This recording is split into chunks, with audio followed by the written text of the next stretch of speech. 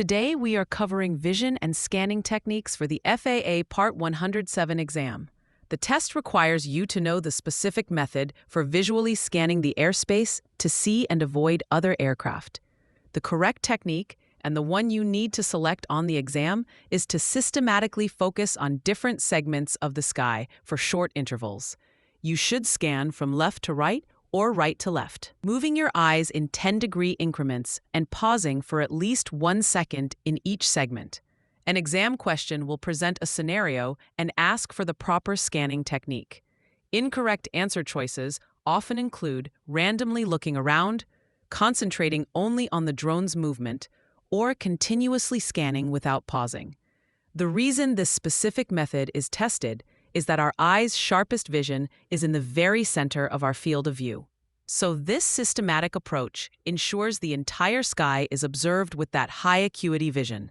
A common trap on the exam is to confuse the roles of central and peripheral vision.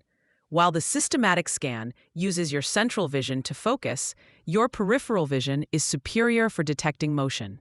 So you might spot movement in your periphery first, but you'll need to shift your central gaze to that area to actually identify the object as another aircraft. Another critical topic is empty field myopia. This is the tendency for your eyes to relax and focus at a close distance, typically 10 to 30 feet away, when you're looking at a featureless sky with no clouds or haze. This can be dangerous because it makes it much harder to spot distant aircraft. The exam will test this as a definition or in a scenario where a pilot fails to see traffic despite clear skies. You must know that this is an involuntary physiological response, not just a lack of attention.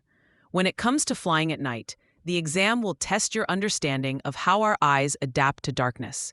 Your rods are more sensitive to low light than your cones, and the rods are concentrated in your peripheral vision. The center of your vision, rich with cones, creates a night blind spot. Therefore, to see a dim object at night, such as the light from a distant airplane, you must look slightly off-center, about 5 to 10 degrees to the side of the object. A typical test question will ask how a remote pilot should compensate for the night blind spot, and the correct answer will involve this off-center viewing technique. Finally, the Part 107 exam may ask about sunglasses. While they reduce glare, they also reduce contrast, which can make it harder to spot other aircraft. The FAA recommends using neutral gray lenses because they don't distort color perception. The exam trap is to assume all sunglasses are beneficial. You must know the trade-offs.